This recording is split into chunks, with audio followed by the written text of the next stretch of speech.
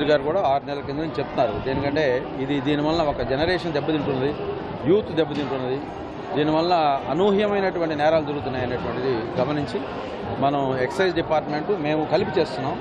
Very soon మొన్న కాకినాడలో కూడా జస్ట్ ఒక in the name of tablets లాగా అమ్మటం, సో ఈ మధ్యన హైదరాబాద్లో కెల్విన్ గ్యాంగ్ అంటాం, ఇవన్నీ కూడా చూస్తుంటే ఏంటంటే ఒక పరిధి దాటిపోయి ఇది విస్తరించింది. దాన్ని ఎటువంటి పరిస్థితులు ఆపాల్సిన అవసరం ఉంది.